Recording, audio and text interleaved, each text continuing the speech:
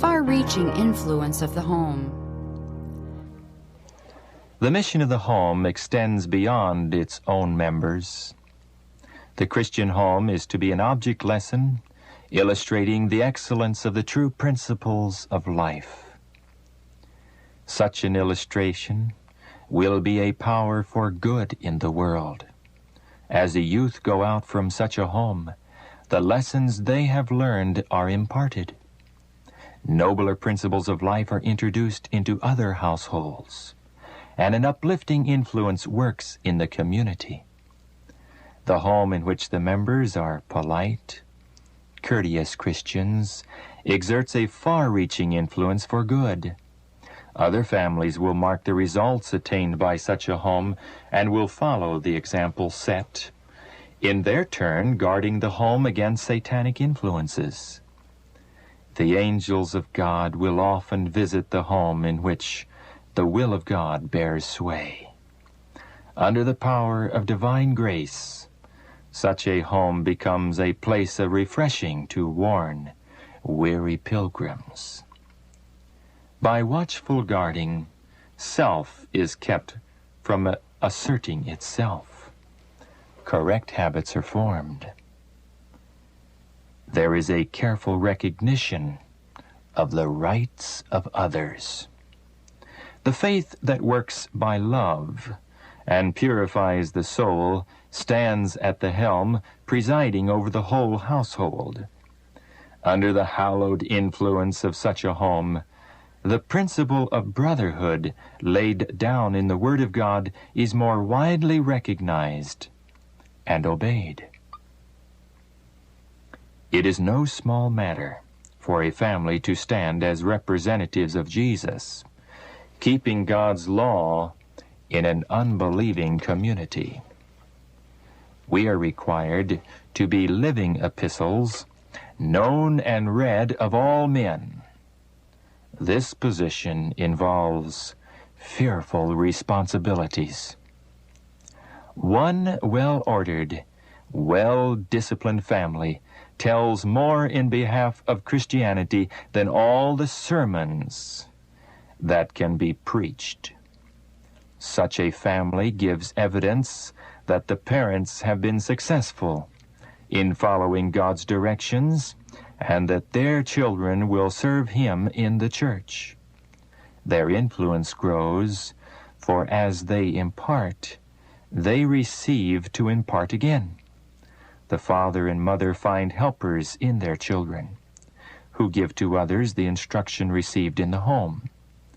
The neighborhood in which they live is helped, for in it they have become enriched for time and for eternity. The whole family is engaged in the service of the Master, and by their godly example others are inspired to be faithful and true to God in dealing with His flock, His beautiful flock. The greatest evidence of the power of Christianity that can be presented to the world is a well-ordered, well-disciplined family. This will recommend the truth as nothing else can, for it is a living witness of its practical power upon the heart. The best test of the Christianity of a home is the type of character begotten by its influence. Actions speak louder than the most positive profession of godliness.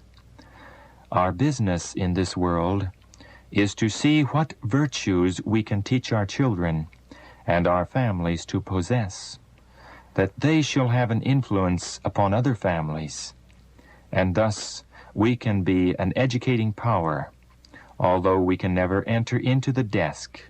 A well-ordered, a well-disciplined family in the sight of God is more precious than fine gold, even than the golden wedge of Ophir. Our time here is short. We can pass through this world but once. As we pass along, let us make the most of life. The work to which we are called does not require wealth or social position or great ability. It requires a kindly, self-sacrificing spirit and a steadfast purpose. A lamp, however small, if kept steadily burning, may be the means of lighting many other lamps. Our sphere of influence may seem narrow, our ability small, our opportunities few, our acquirements limited, yet wonderful possibilities are ours through a faithful use of the opportunities of our own homes. If we will open our hearts and homes to the divine principles of life, we shall become channels for currents of life-giving power. From our homes will flow streams of healing, bringing life and beauty and fruitfulness where now are barrenness and dearth. God-fearing parents will diffuse an influence from their own home circle to that of others that will act as did the leaven that was hid in 3 measures of meal. Faithful work done in the home educates others to do the same class of work. The spirit of fidelity to God is like leaven, and when manifested in the church, will have an effect upon others and will be a recommendation to Christianity everywhere. The work of whole-souled soldiers of Christ is as far-reaching as eternity. Then why is it that there is such a lack of the missionary spirit in our churches? It is because there is a neglect of home piety. The influence of an ill-regulated family is widespread and disastrous to all society. It accumulates in a tide of evil that affects families, communities, and governments. It is impossible for any of us to live in such a way that we shall not cast an influence in the world. No member of the family can enclose himself within himself, where other members of the family shall not feel his influence and spirit. The very expression of the countenance has an influence for good or evil. His spirit, his words, his actions, his attitude toward others are unmistakable. If he is living in selfishness, he surrounds his soul with a malarious atmosphere.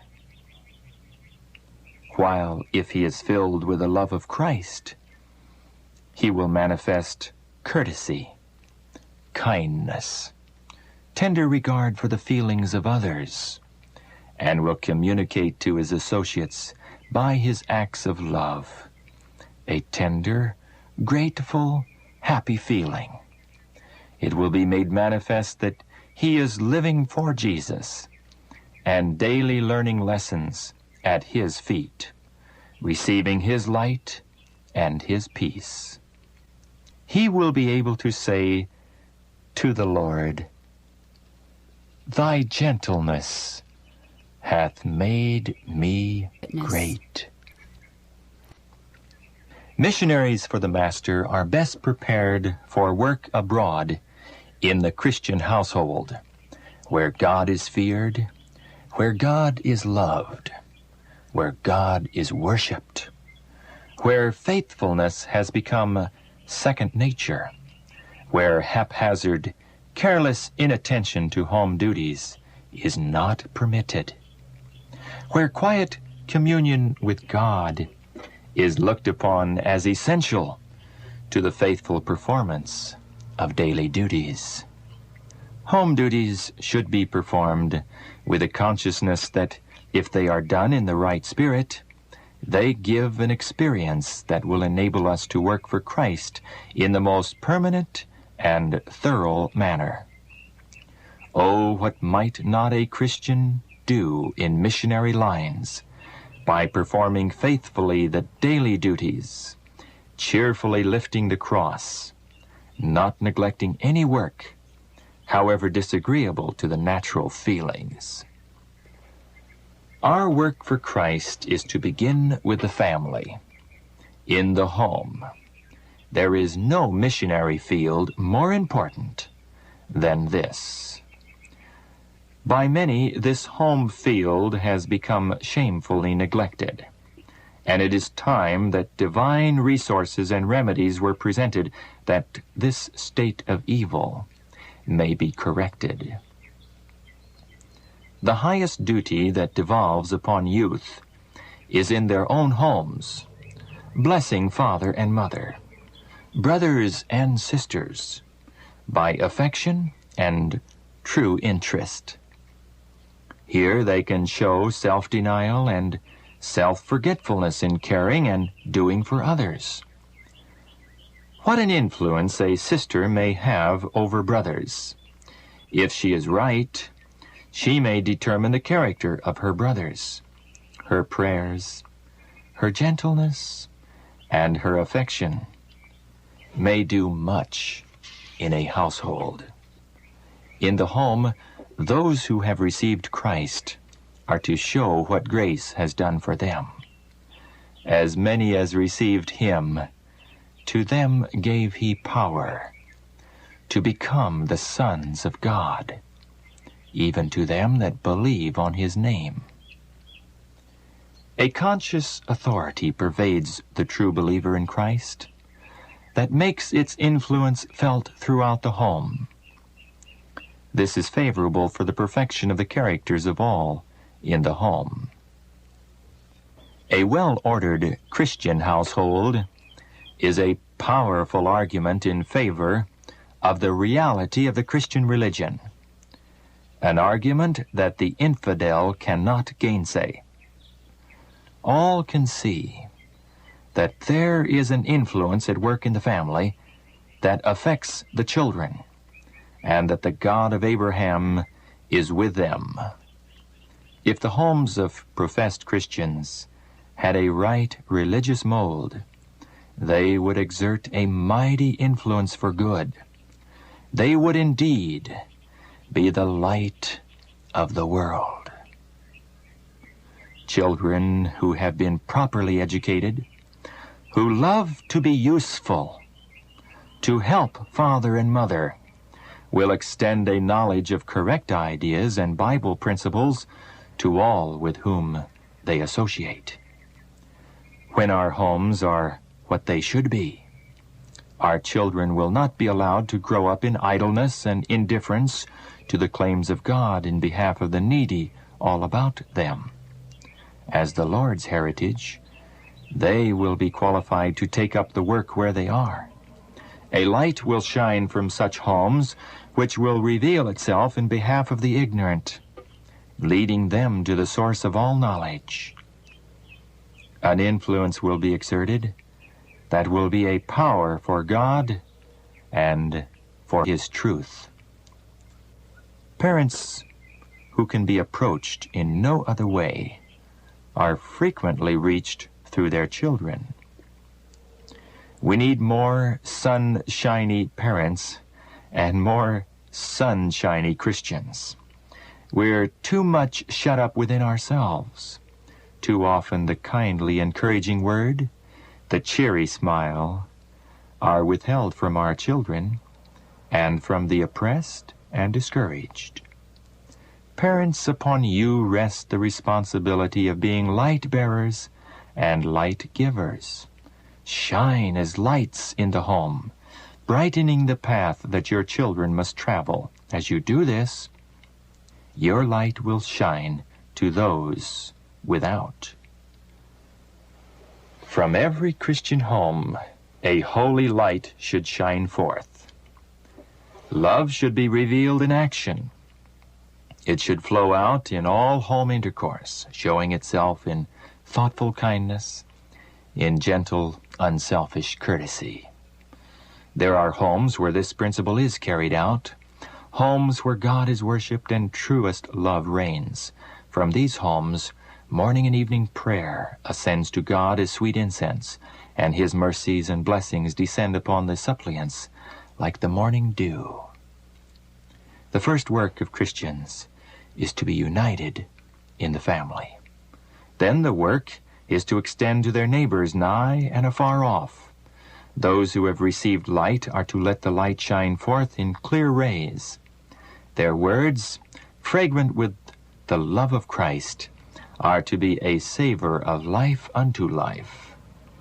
The more closely the members of a family are united in their work in the home, the more uplifting and helpful will be the influence that father and mother and sons and daughters will exert outside the home. The happiness of families and churches depends upon home influences. Eternal interests depend upon the proper discharge of the duties of this life. The world is not so much in need of great minds as of good men who will be a blessing in their homes. When religion is manifested in the home, its influence will be felt in the church and in the neighborhood. But some who profess to be Christians talk with their neighbors concerning their home difficulties. They relate their grievances in such a way as to call for sympathy for themselves. But it is a great mistake to pour our trouble into the ears of others, especially when many of our grievances are manufactured and exist because of our irreligious life and defective character. Those who go forth to lay their private grievances before others might better remain at home to pray, to surrender their perverse will to God, to fall on the rock and be broken, to die to self, that Jesus may make them vessels unto honor. A lack of courtesy, a moment of petulance, a single rough, thoughtless word will mar your reputation and may close the door to hearts so that you can never reach them. The effort to make the home what it should be, a symbol of the home in heaven, prepares us for work in a larger sphere.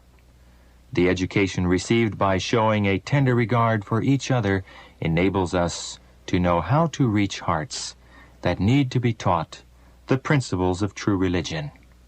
The church needs all the cultivated spiritual force which can be obtained, that all, and especially the younger members of the Lord's family, may be carefully guarded. The truth lived at home makes itself felt in disinterested labor abroad. He who lives Christianity in the home will be a bright and shining light everywhere. Life in the cities is false and artificial. The intense passion for money-getting, the whirl of excitement and pleasure-seeking, the thirst for display, the luxury and extravagance, all are forces that with the great masses of mankind are turning the mind from life's true purpose. They are opening the door to 1,000 evils. Upon the youth, they have almost irresistible power. One of the most subtle and dangerous temptations that assails the children and youth in the cities is the love of pleasure.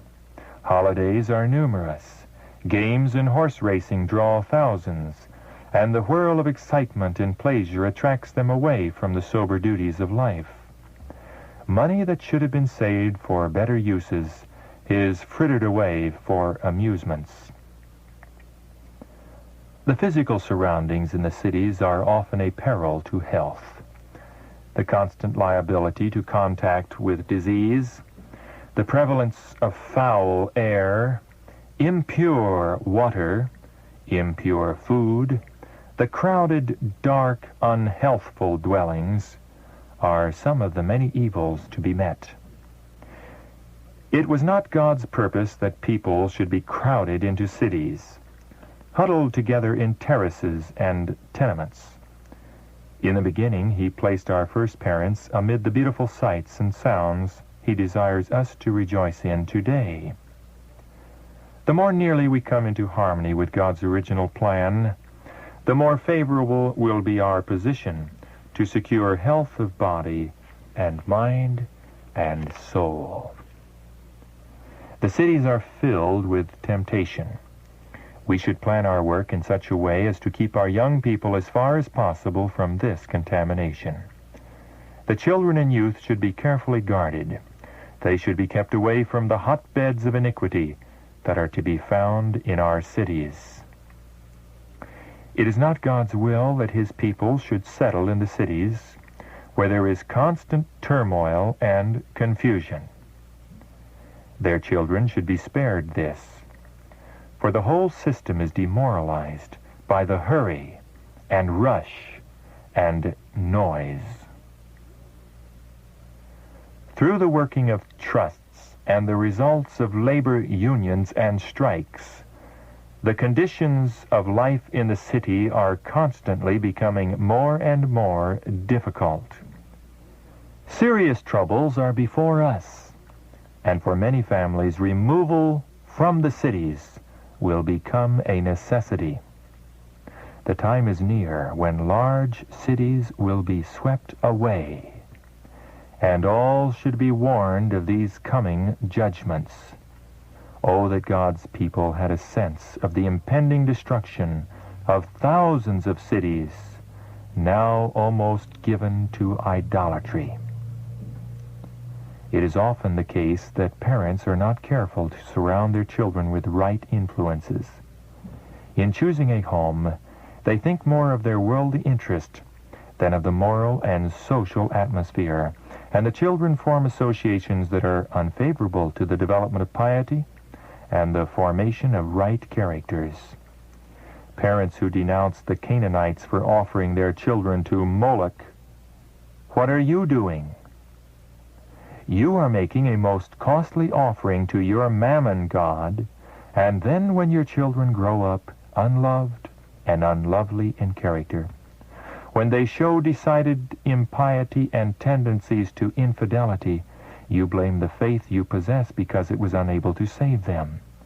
You are reaping that which you have sown, the result of your selfish love of the world and neglect of the means of grace. You moved your families into places of temptation, and the ark of God, your glory and defense, you did not consider essential. And the Lord has not worked a miracle to deliver your children from temptation. There is not one family in 100 who will be improved physically, mentally, or spiritually by residing in the city. Faith, hope, love, happiness can far better be gained in retired places where there are fields and hills and trees. Take your children away from the sights and sounds of the city, away from the rattle and din of streetcars and teams, and their minds will become more healthy. It will be found easier to bring home to their hearts the truth of the Word of God.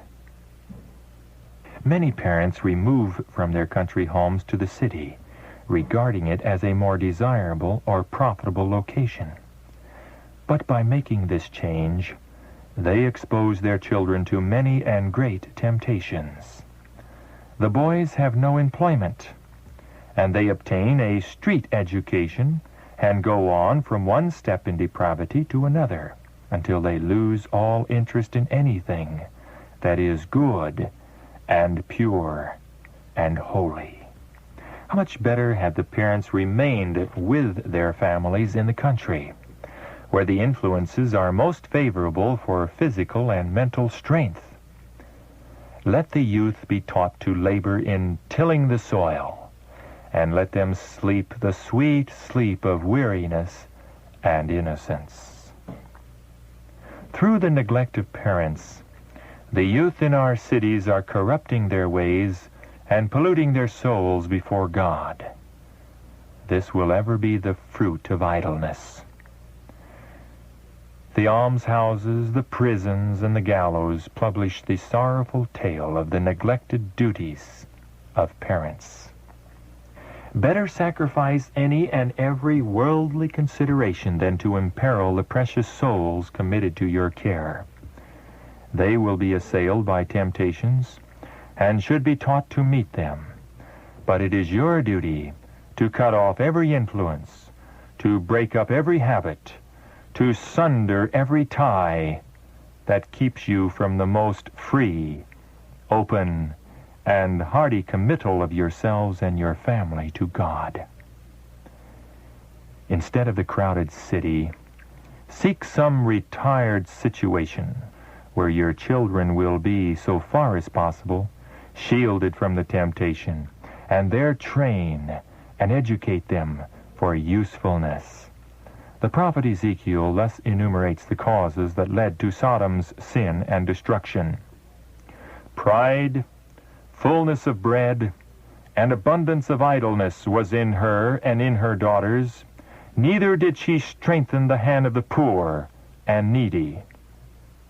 All who escape the doom of Sodom must shun the course that brought God's judgments upon that wicked city. When Lot entered Sodom, he fully intended to keep himself free from iniquity and to command his household after him, but he signally failed. The corrupting influences about him had an effect upon his own faith, and his children's connection with the inhabitants of Sodom bound up his interest in a measure with theirs.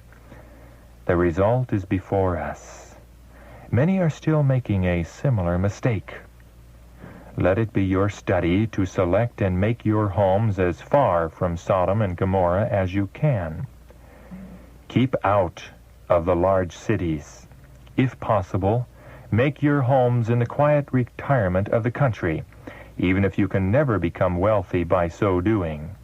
Locate where there is the best influence.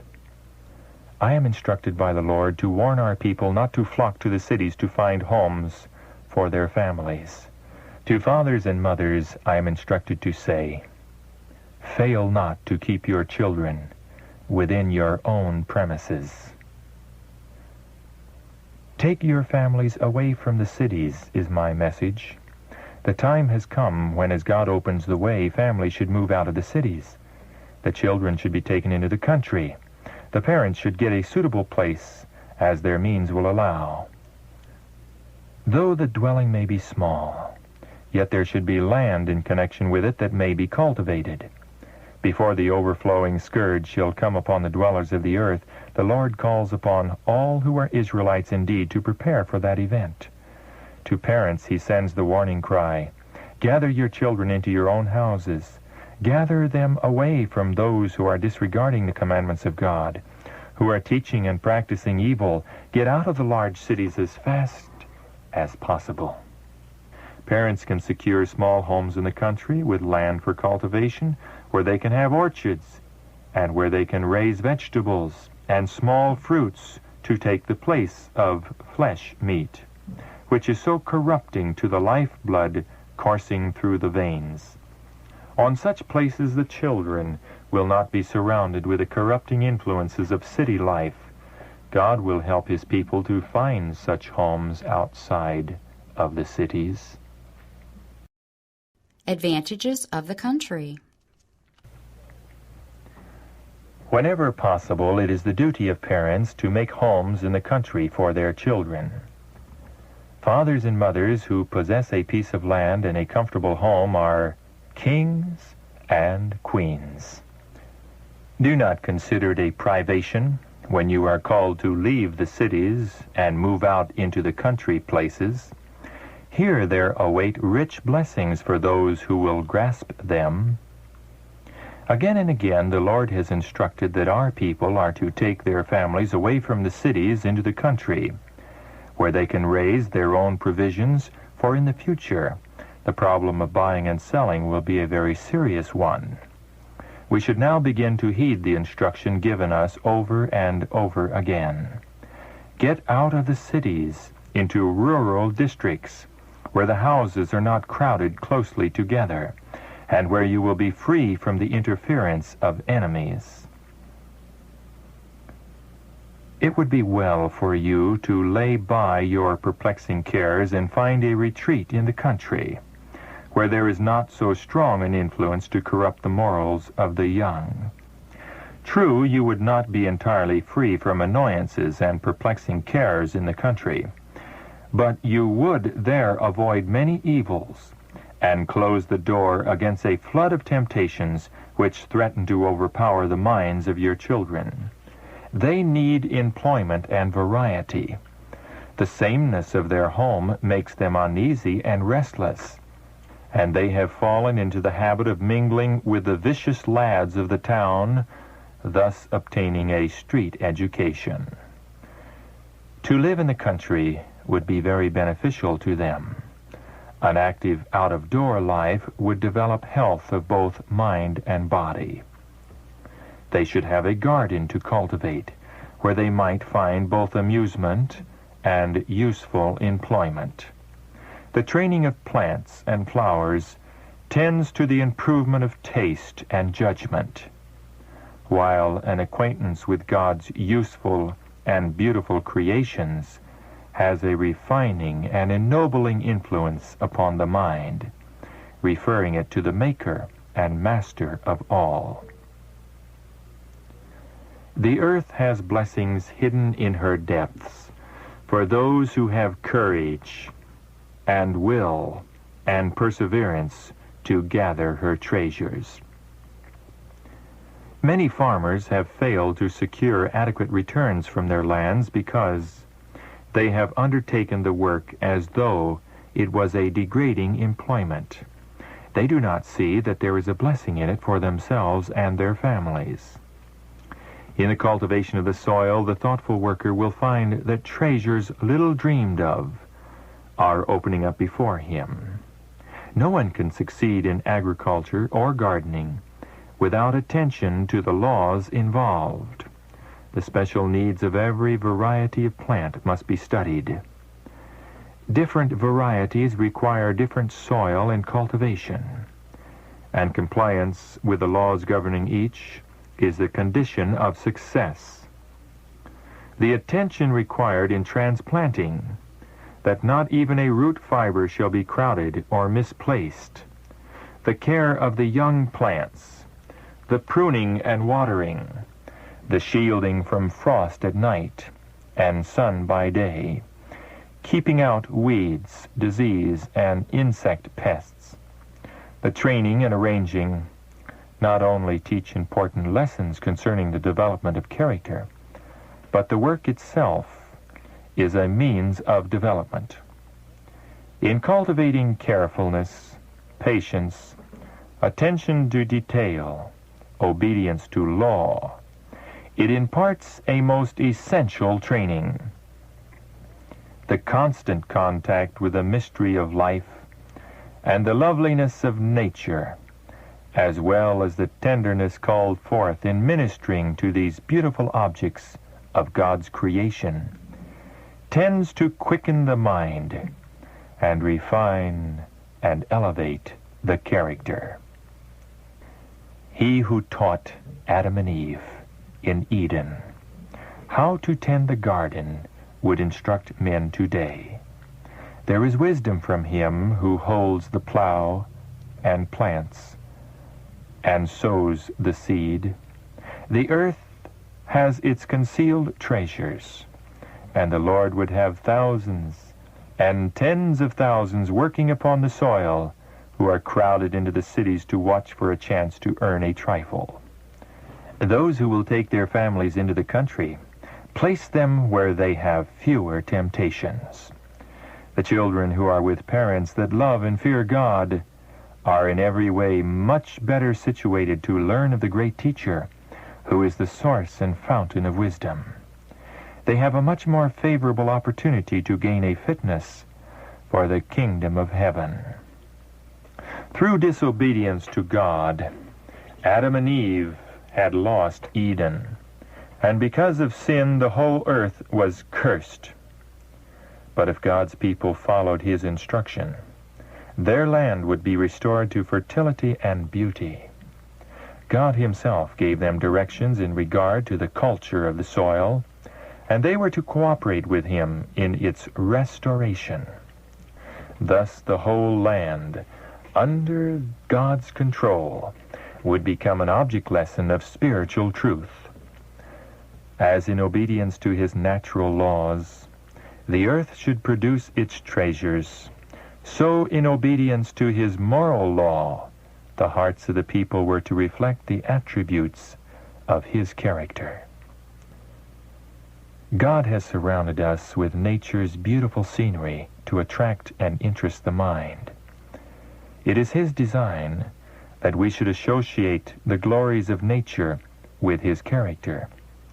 If we faithfully study the book of nature, we shall find it a fruitful source for contemplating the infinite love and power of God. Christ has linked his teaching not only with the day of rest, but with the week of toil. In the plowing and sowing, the tilling and reaping, he teaches us to see an illustration of his work of grace in the heart. So in every line of useful labor and every association of life, he desires us to find a lesson of divine truth. Then our daily toil will no longer absorb our attention and lead us to forget God. It will continually remind us of our Creator and Redeemer. The thought of God will run like a thread of gold through all our homely cares and occupations. For us, the glory of his face will again rest upon the face of nature. We shall ever be learning new lessons of heavenly truth and growing into the image of his purity. The great teacher brought his hearers in contact with nature, that they might listen to the voice which speaks in all created things. And as their hearts became tender and their minds receptive, he helped them to interpret the spiritual teachings of the scenes upon which their eyes rested. In his lessons, there was something to interest every mind, to appeal to every heart. Thus, the daily task, instead of being a mere round of toil, bereft of higher thoughts, was brightened and uplifted by constant reminders of the spiritual and the unseen. So we should teach. Let the children learn to see in nature an expression of the love and the wisdom of God. Let the thought of him be linked with bird and flower and tree. Let all things seen become to them the interpreters of the unseen, and all the events of life be a means of divine teaching. As they learn thus to study the lessons in all created things and in all life's experiences, show that the same laws which govern the things of nature and the events of life are to control us, that they are given for our good, and that only in obedience to them can we find true happiness and success. Of the almost innumerable lessons taught in the varied processes of growth, some of the most precious are conveyed in the Savior's parable of the growing seed. It has lessons for old and young. The germination of the seed represents the beginning of spiritual life, and the development of the plant is a figure of the development of character. As parents and teachers try to teach these lessons, the work should be made practical. Let the children themselves prepare the soil and sow the seed. As they work, the parent or teacher can explain the garden of the heart, with a good or bad seed sown there, and that as the garden must be prepared for the natural seed, so the heart must be prepared for the seed of truth. No one settles upon a raw piece of land with the expectation that it will at once yield a harvest. Diligent, persevering labor must be put forth in the preparation of the soil, the sowing of the seed, and the culture of the crop. So it must be in the spiritual sowing. Wrong habits seen as weeds. If possible, the home should be out of the city, where the children can have ground to cultivate. Let them each have a piece of ground of their own. And as you teach them how to make a garden, how to prepare the soil for seed, and the importance of keeping all the weeds out, teach them also how important it is to keep unsightly, injurious practices out of the life. Teach them to keep down wrong habits as they keep down the weeds in their gardens. It will take time to teach these lessons, but it will pay, greatly pay. Parents are under obligation to God to make their surroundings such as will correspond to the truth they profess. They can then give correct lessons to their children, and the children will learn to associate the home below with the home above. The family here must, as far as possible, be a model of the one in heaven. Then temptations to indulge in what is low and groveling will lose much of their force. Children should be taught that they are only probationers here, and educated to become inhabitants of the mansions which Christ is preparing for those who love him and keep his commandments. This is the highest duty which parents have to perform. So long as God gives me power to speak to our people, I shall continue to call upon parents to leave the cities and to get homes in the country where they can cultivate the soil and learn from the book of nature the lessons of purity and simplicity. The things of nature are the Lord's silent ministers, given to us to teach us spiritual truths. They speak to us of the love of God and declare the wisdom of the great master artist. I love the beautiful flowers. They are memories of Eden, pointing to the blessed country into which, if faithful, we shall soon enter. The Lord is leading my mind to the health-giving properties of the flowers and trees.